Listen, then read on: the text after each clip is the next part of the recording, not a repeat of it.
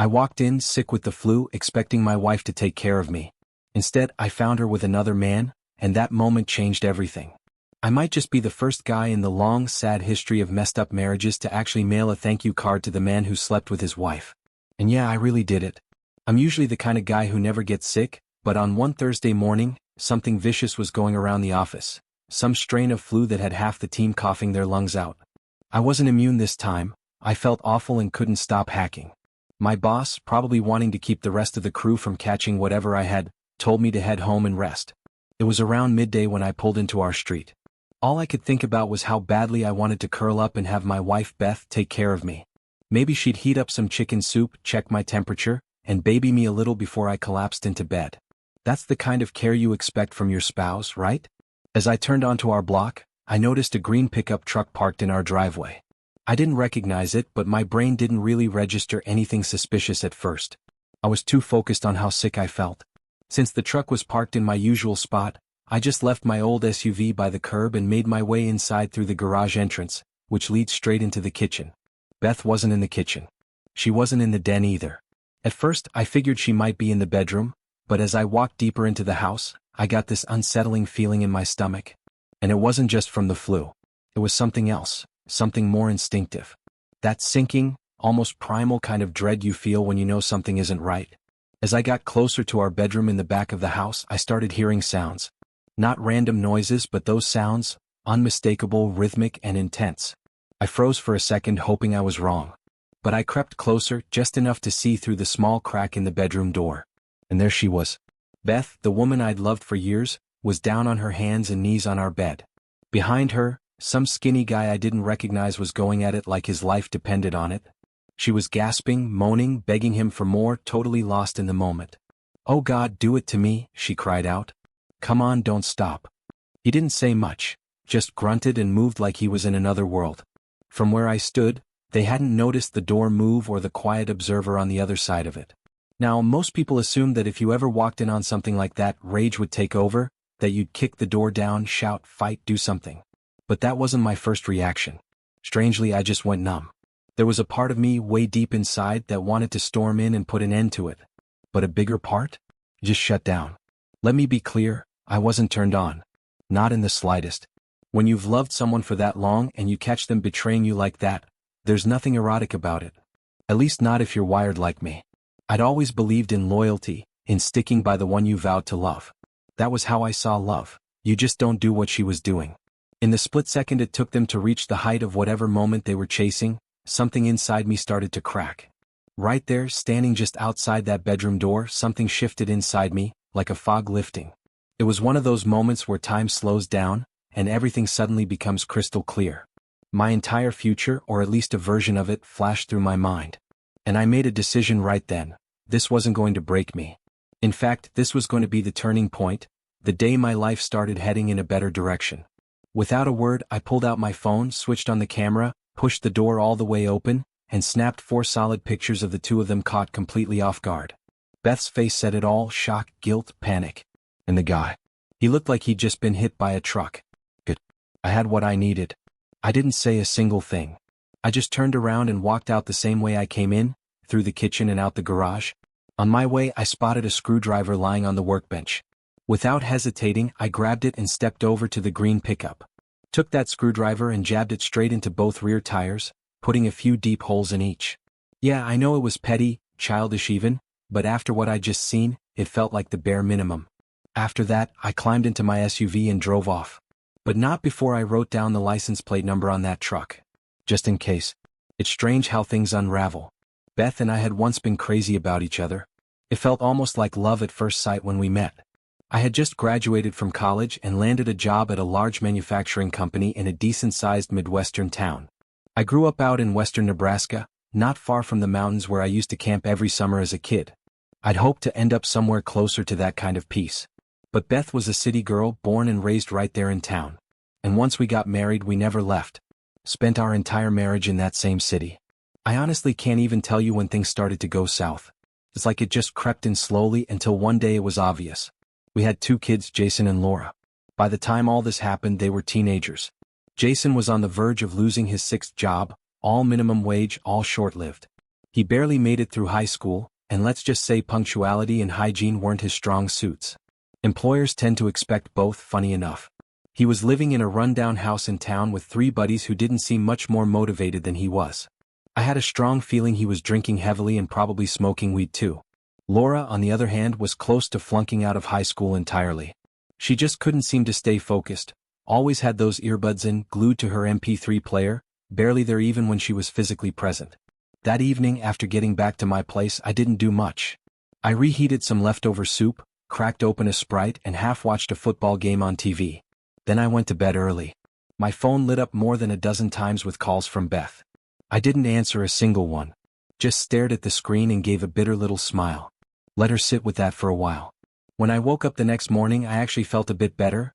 The flu symptoms were easing up, but more than that, I just felt lighter. First thing I did was call the office and let them know I wouldn't be coming in that day.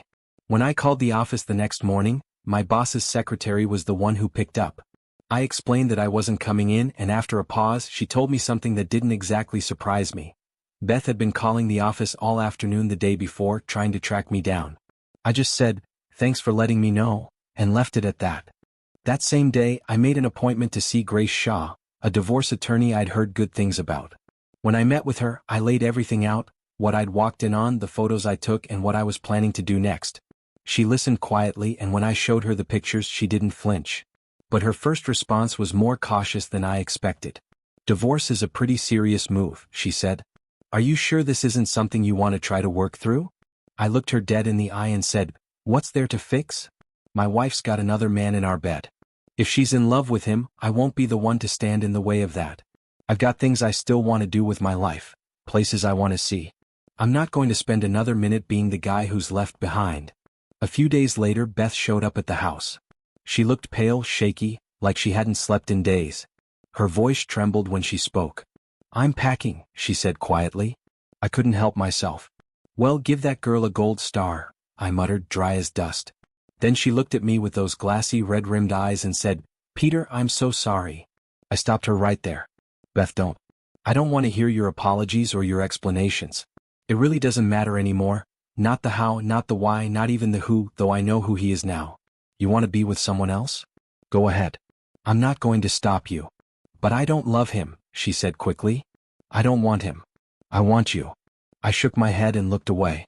"Could have fooled me," I said, my voice sharp enough to cut glass. She kept pleading, trying to say she still loved me, but it was too little, too late. I didn't want words. I wanted the truth, and she'd already given it to me, not with her mouth but with her actions. Later, Laura sat down with me and let out a low whistle. "Wow," she said, shaking her head. "I didn't think Mom had that in her. No wonder she's been a wreck. She's been crying nonstop. Called in sick all weekend. She just sits around the house, sobbing and muttering to herself." I clenched my jaw and tried to keep my voice steady. "Well, tell your mother to pull herself together. If she thinks guilt is going to drag me back to her, she's in for a rude awakening. I've already submitted my retirement papers. Come next Saturday, I'm gone." My last week at the company was a weird one. Everyone at the office had heard whispers of what happened, though no one said anything outright. They threw me a farewell party and I nearly didn't go. The idea of smiling and shaking hands after everything that happened felt almost unbearable. But I went anyway.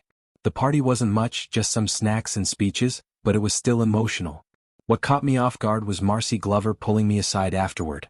Marcy was one of the IT folks, smart, sharp, and way too attractive for someone who spent all day fixing broken code.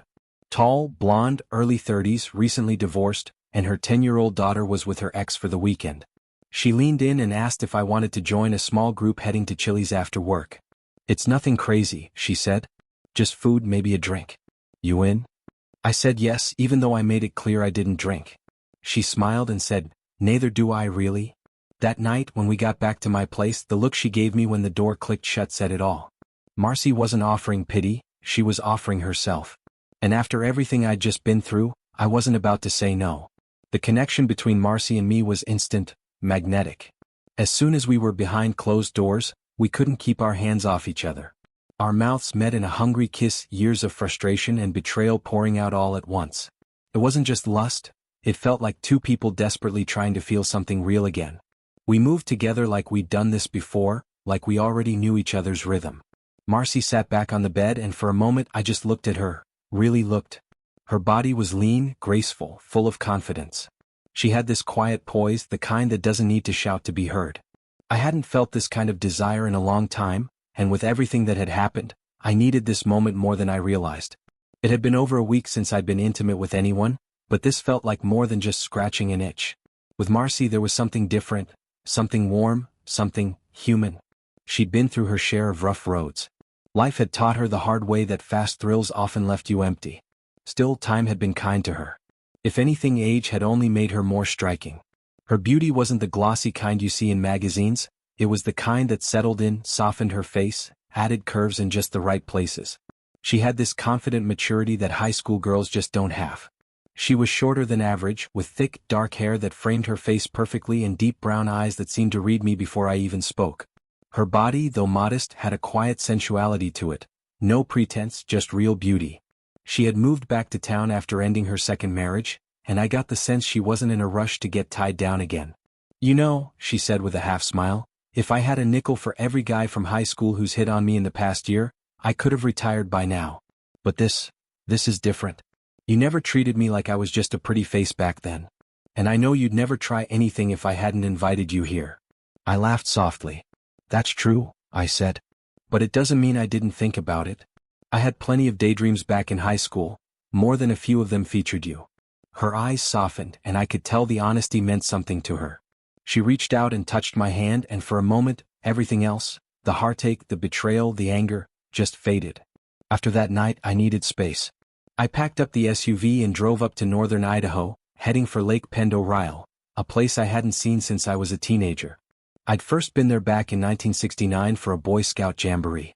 Funny enough, we were one of the few groups in the country who missed the first moon landing. No TVs in the woods after all. I fished in the quiet, crystal-clear lake, wandered through the pine-lined trails, and let the calm of the mountains work its way into my bones.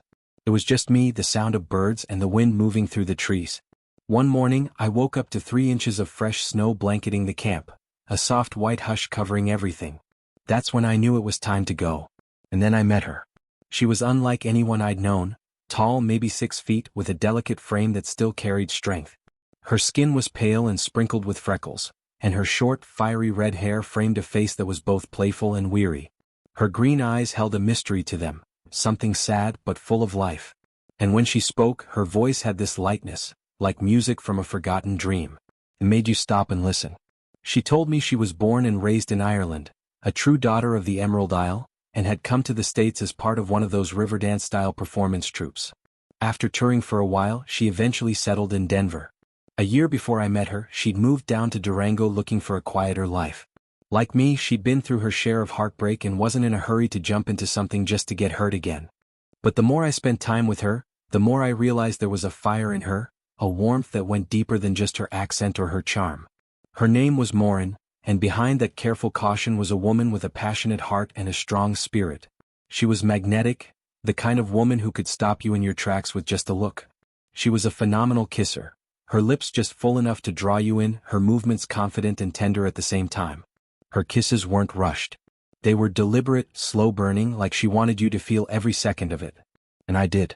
The waiting nearly drove me crazy, but I respected her need to take things slow. After everything we'd both been through, it made sense.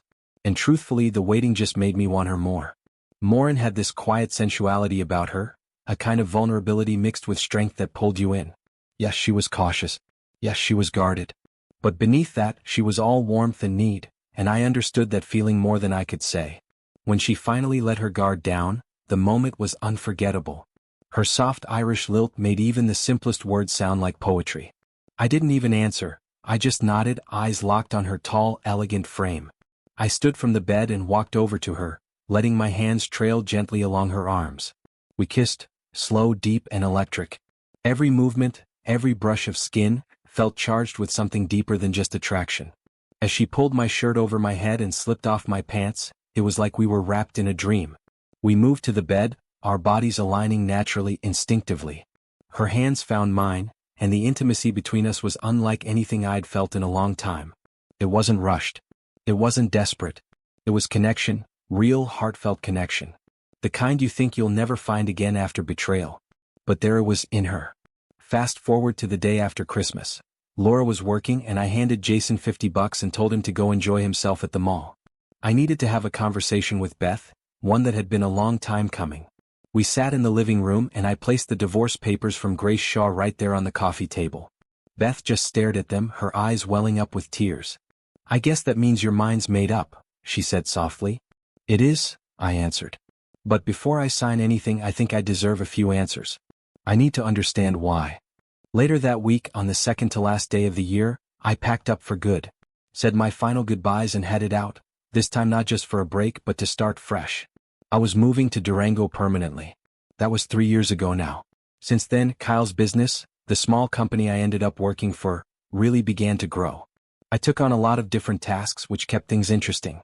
No 2 days felt the same, and that change was good for me. I also started spending more time with something I'd been quietly working on for years. My book. I finally polished it up and got it to a place that felt right, like the story was finally whole. After I wrapped up the manuscript, I started sending it out to publishers. I wasn't expecting overnight success, and sure enough, the rejections started trickling in, half a dozen thanks but no thanks letters before one finally came back with a yes.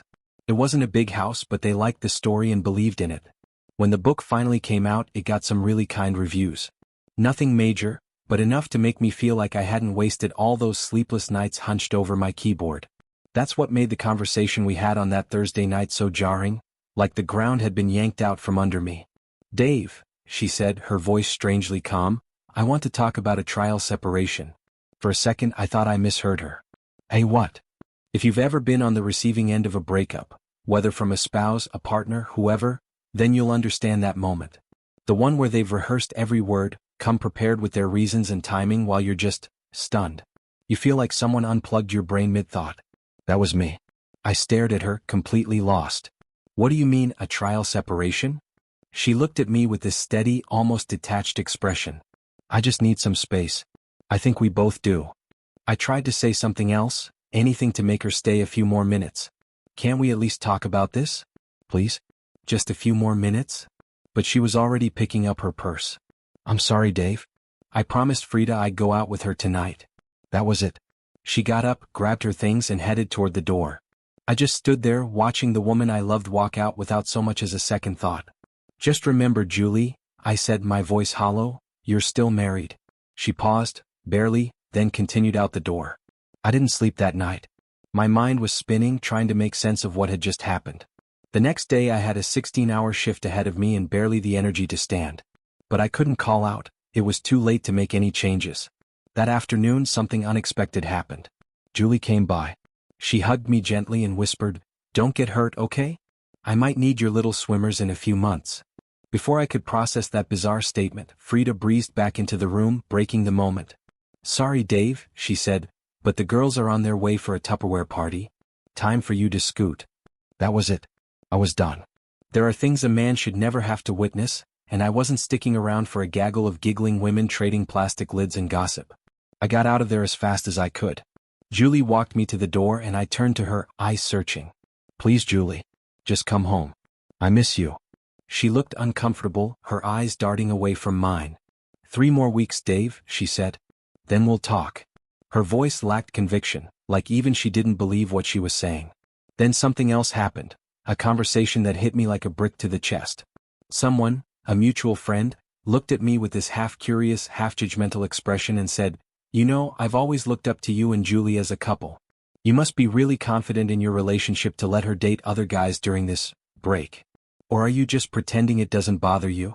That moment made my blood run cold. We had never talked about dating other people. That was never part of the deal. My comment about remembering she was married should have made that crystal clear. But apparently it hadn't. I didn't say a word. Just turned and walked out. Drove straight over to Frida's house, my hands tight on the wheel, my head a storm of questions I didn't know how to answer. I didn't bother knocking. I just walked straight into Frida's place. Through the kitchen window, I could see enough to know I was right about what was going on. Instead of confronting them right away, I slipped out and made my way to the bar down the street. I found a quiet corner booth, one of those half-circle ones, and slid into it. By leaning forward a bit, I could stay completely out of sight unless someone stood up and looked around. I sat with my back to the door, keeping an ear open. It didn't take long. Deborah's voice came through clearly. "You're mad, Julie," she said. From what you've described, Dave sounds a lot more romantic than my husband has ever been. Another woman chimed in, someone I didn't recognize. Yeah, same here. I would have killed to be treated the way you say he treats you. Then Frida's voice joined the mix. But don't you think Julie deserves more? That hit me like a slap. More than what? More than loyalty? More than someone who stood by her when things got rough? They all laughed lightly, but I stayed silent, feeling like I'd stumbled into some bizarre theater performance where I was the fool and everyone else was in on the script. I gave myself a few minutes before heading to the parking lot. About 2 minutes later, my phone rang. Caller ID showed it was the house number forwarded to my cell. Julie. I picked up, trying to sound casual. Hey. Why is there music in the background? She asked, instantly suspicious. Is there a party going on at the house? I laughed bitterly. I'm at a bar, Jules. Been talking to a beautiful woman all night. There was a pause. Then came her voice, sharp and accusatory. What the hell, Dave? Who said you could do that? Are you seriously saying you're the only one allowed to date? I sighed. No, Julie. You're free to do what you want. You've made that pretty clear. Later, when I got home, I checked the house phone. The call forwarding had been turned off. That meant someone had been inside while I was gone. I had a feeling I knew who. On Tuesday, I met Sarah for dinner. She met me at her apartment door, looking absolutely radiant. We didn't waste time, just headed straight out to the restaurant. Once we were settled, I leaned in and asked, So, you mentioned things were a little complicated. Want to tell me what's going on? She smiled gently. Her name's Hannah. Turns out, Hannah was her 3-year-old daughter. Sarah explained that the father had bailed not long after the baby was born, said he wasn't cut out for family life and vanished. She'd been raising Hannah on her own ever since. As we talked more, the conversation drifted to relationships in general. Sarah shared a story about a friend of hers, apparently trying to sabotage a couple to steal the husband. That would make her one cold, calculating person, I said. Sarah nodded. If you were him, what would you do? I thought about it for a moment.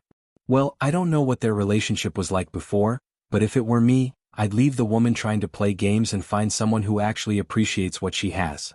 Right around then, our meals arrived and we shifted into lighter conversation. But even with the change in topic, that quiet echo of everything I'd been through stayed with me. To be honest, I was still reeling from everything, trying to process the pieces of my life that had cracked apart in such a short time. That night with Sarah ended on a quiet, thoughtful note. We both knew there was something there, but neither of us was rushing into anything. When she mentioned she needed to relieve her mom, who was watching little Hannah, I suggested gently, take some time. Really think things through. And if after all that you still want to reach out, I'd be happy to hear from you. But if I never do, I'll understand. She gave me a soft smile before heading off, and I watched her go, not knowing if I'd see her again. The very next day, I was walking toward the grocery store when I heard someone call my name from across the street. I turned to see Julie and Frida seated at the outdoor patio of the coffee shop just down the block. They waved me over, casual as you please, like nothing had happened. Julie started with small talk, but I cut straight to it.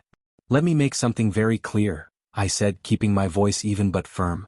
If you choose to go out with another man again, even just meeting up more than once, dancing, touching, or kissing, I will take that as you opting out of our marriage. You're still my wife, Julie, and what you do reflects on that. She didn't say anything, just stared at me. So I kept going. I don't even know if we can put this thing back together, even if you came home today. But I'm willing to try. I'm asking you, please come home. This time, the silence was hers. Finally, she said, I don't think you're in a position to lay down terms. Later that night, around 11 p.m., I saw Frida and Julie leave together in a taxi. Something about it didn't sit right, so I followed from a distance. They went back to Frida's place. I parked down the street and waited until all the lights were out before I drove off. Saturday brought more clarity and more pain. Same bar, same scene. Only this time, it was clearer than ever what I needed to see. Those same two guys were there again, sitting in the same spot. When Frida got up to dance with one of them, her chosen partner, the other slid right up to Julie. From my vantage point, I watched as he placed his hand on her leg. She didn't push him away. By 8:05 p.m., I knew it in my gut. That was the moment my marriage ended. Not with a fight. Not even with a final conversation. But with a quiet betrayal across a bar table. A few days later, I visited Sarah again. She welcomed me with a smile and a warm hug. Then Hannah, her little girl, came bouncing into the room, fresh from her nap. Sarah introduced us, and Hannah looked a little disappointed when she realized her mom and I were heading out. Even after Laura, Sarah's neighbor and babysitter, explained all the fun she had planned for her, the little one still looked like she might cry. I bent down and whispered to Sarah, "Can't she come with us?" "Are you sure?" Sarah smiled, touched by the question. "You know, we're a package deal." "I accept that," I said without hesitation. "And it would be more than great. It breaks my heart to be away from Hannah during the week while I'm working. I didn't expect to get so attached so quickly, but I did. That little girl became a bright spot in my life, a light I didn't know I needed. So when the weekend rolls around, I try to give her every minute I can." One Friday evening, as I was wrapping up work, Sarah called and said, "You know what Hannah asked me today?" She said, "Could that nice Dave read me a bedtime story tonight?" I smiled and told her I'd be there as soon as I could. But before heading over, I made a stop, one I'd been thinking about for days. I worked with Frida's father, so I paid him and his wife a visit. We sat down in their living room and I laid it all out. I told them everything I'd witnessed, how Frida had been steering Julie toward the wrong kind of choices, pushing boundaries, playing games. To their credit, they didn't look surprised. It was like they'd known for a long time but hadn't wanted to admit it. I asked them if they could talk to her, try to stop her from pushing for charges against Julie for the scuffle they'd gotten into. Her parents promised they'd try. I left their home hoping it wasn't too late to at least untangle that part of the mess. When I got back to my place, I saw Julie's car in the garage. My chest tightened. I walked in and there she was, sitting in the living room looking like someone trying to hold back a flood. "I'm sorry," she said. "I never meant for things to go this far." I looked at her, really looked, and I just shook my head. "Julie, you gambled. And you lost." There was no more anger in my voice. Just truth. With a strange calm, I turned and walked out. I didn't look back. My conscience was clear, and for the first time in a long while, my path forward felt like it belonged to me. If I hurried, I could still make it in time to read Hannah her bedtime story. Next story. With my wife Cynthia, life had settled into a familiar rhythm. We had a daughter, Darla, a sweet little girl who had just turned 6. Our family was simple, full of its own set of challenges just like anyone else's, but it was also filled with laughter, birthday candles, and quiet moments on the couch. I loved my family deeply and believed, truly believed, that no matter what came our way we'd get through it together. I worked in the logistics department of a large distribution company. My job was steady, but the hours were long, and when I came home I was often running on fumes. Over time I started noticing changes in Cynthia. She looked tired all the time, not physically but emotionally. She was quieter, distant, like she was somewhere else even when we were in the same room. She tried to hide it, but I could feel it. And it scared me. I didn't know what was wrong. I tried to be supportive, tried asking her if she was okay, but she'd just smile and say everything was fine. Still, a dark thought began creeping into my mind, slowly at first. Then louder. Was she seeing someone else? The idea made me sick. I didn't want to believe it. I pushed it down, tried to fight it off. But the suspicion lingered, invading quiet moments, twisting every unanswered message or late return into something sinister. I began to watch her more closely, not in a controlling way, but with a kind of desperate need to understand. Was there someone else? One night, after I gently confronted her about how distant she'd been, she snapped. "Don't pin this on me," she said. "You're the one creating problems where there are none. You complicate everything, invent issues that don't even exist. Just pull yourself together and stop dragging us into your paranoia." It was like a slap to the face. I stood there, stunned. What I needed was reassurance. What I got was deflection. And suddenly, I wasn't sure if I was the one seeing ghosts, or if she was just that good at hiding them. "I'm not lying to you," Cynthia said, eyes wide, voice shaking. "And I don't plan to." But as I looked at her, it felt like I was staring at someone I didn't even recognize anymore. Whatever closeness we once shared had faded into something brittle and cold. I wanted to believe her, but deep down, something didn't add up. That's when I made a quiet decision. One afternoon, when she wasn't home, I took a pair of earrings she'd left on the nightstand, ones I'd never seen before, and brought them to a local jeweler. I played it cool, just asking about their style and value. When he told me what they were worth, I knew. Cynthia didn't buy those. Someone else did. Things started unraveling fast from there.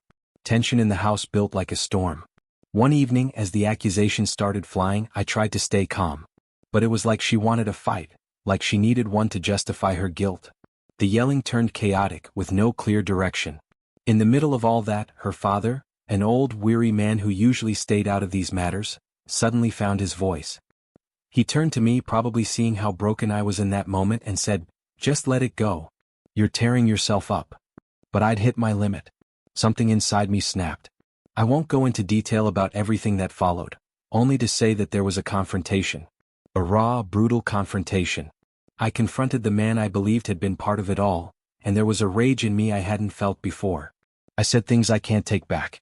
I pushed limits I never imagined I would. I left them where they belonged, not hurt but humiliated, exposed and facing the mess they'd made. There was a sense of grim justice in it, swift and merciless. I didn't want revenge for the sake of cruelty. I wanted to reclaim some piece of myself they'd tried to take away. After that, Cynthia's life spiraled. She was admitted to a mental health facility, something I heard about through a family friend. I didn't visit. I couldn't. The woman I married had been gone long before then. I later learned she lost her grip completely in that place. Months passed without word. Then one day I got a call, not from her but from a distant relative. Cynthia had been found alone, somewhere far away, hiding out from everyone and everything. She'd suffered a seizure. No one had been there to help. She died quietly in a heartbreaking, lonely way. When I got the news I felt nothing. Cold maybe. But not cruel. Because the truth is, the Cynthia I loved had been gone for a long time. The one who remained was a stranger, someone I didn't know how to mourn. I didn't cry. I didn't call anyone. I just stood there letting the silence settle in.